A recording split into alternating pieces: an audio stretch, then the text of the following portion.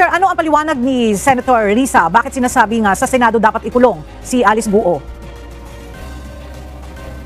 Yan nga yung sinabi ni Senador Risa Ontiveros na dapat sa Senado, ang Senado ang may pinakaunang naglabas ng warrant of arrest laban dyan kaya Guo Waping o mas kilala bilang Alice Guo. Kaya dito muna idetine sa Senate Detention Facility ang pinatalsik na Banban Tarlac Mayor. Ito ang pahayag ni Senador Ontiveros matapos lumabas ang ulat na hindi na isa sa ilalim sa kustodiya ng Senado si Alice Guo.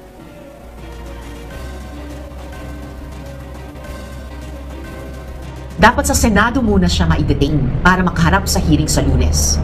Ginagalang ko ang karapatan ng judiciary na maglabas ng warrant. Pero ang Senado ang may pinakaunang arrest warrant laban sa kanya. Ang Senado ang nag-trigger ng manhunt. Senate warrant ang bitbit ng ating law enforcers sa Jakarta. Inihambing din ni Senador Ontiveros na malinaw din sa Korte Suprema sa kaso ni Binay versus Sandigan Bayan na ang criminal cases laban sa municipal mayors ay isa sa ilalim sa exclusive jurisdiction ng Sandigan Bayan. Nagtataka ang Senador kung bakit sa Tarlac Court nag-issue ng court warrant at bakit din dinala si Alice Guo sa Tarlac. Bakit po kaya Tarlac Court ang nag-issue? At bakit siya dinala sa Tarlac? Hiniling ko na kay General Angkan ng OSAA na sumunod doon para ma-monitor ang mga pangyayari doon. Kaya pagkatapos siyang i-process ng NBI o PNP, kailangan ma-turn over na siya sa OSAA. That was clear from the very start. And that was the commitment of NBI Director Santiago. Ayon pa sa Senador, kung si Guo Waping ay di magpasya or di magpiyansa, ibig sabihin ay mas gusto pa niya makulong sa PNP kaysa sa Senado na siyang pinagtatakahan rin ng mambabatas. Paliwanag naman ni Senate President Francis Chis Escudero na kung mangyayaring hindi magbayad ng bail si Alice Guo, maaaring kailanganin ni Senador Ontiveros na humingi ng permiso sa korte para madala ang dating alkalde sa pagdinig sa Senado. Samantala, dismayado rin si Senador Ontiveros na ginawaan niyang fan meet ang pagka-aresto kay Alice Guo. We want answers, not a photo shoot. Matapos niyang makipagtaguan sa batas, ginawa namang fan meet nitong si Alice Guo ang pagka-aresto niya. Kulang na lang red carpet. Tingnan natin kung gaano siya ka-photogenic sa hearing sa Lunes. Only pictures siya doon.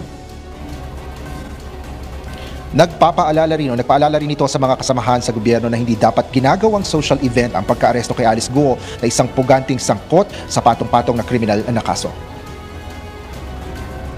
Isang paalala rin sa ating mga kasamahan sa gobyerno, hindi dapat ginagawang social event ang pag-aresto sa isang puganteng sangkot sa patong-patong na kaso ng human trafficking, money laundering, fake identity at gross misconduct. Pinaglaruan ni Alice Guo ang mga batas ng Pilipinas at ginamit niya ang posisyon niya para makapag-operate ang mga pogo na naging sangkot sa kidnapping, murder, human trafficking at prostitution.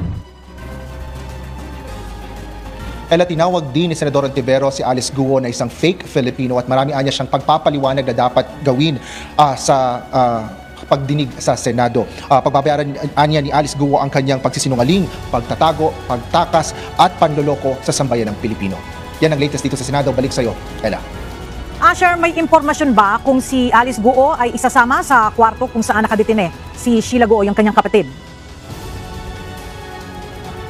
Kaya sa panayam natin kay General Angkan kahapon sa Office of Sergeant at Arms ay sinabi nito kahapon na maaari namang pagsamahin si Alice Guo at si Sheila Guo doon sa iisang kwarto sa Senate Detention Facility dahil sila naman ay parehong babae at magkapamilya. Kung magbabago ang desisyon nito ay ito ay maaaring manggaling naman sa Senate Committee. Sa ilalim yan ni Senador Risa Ontiveros.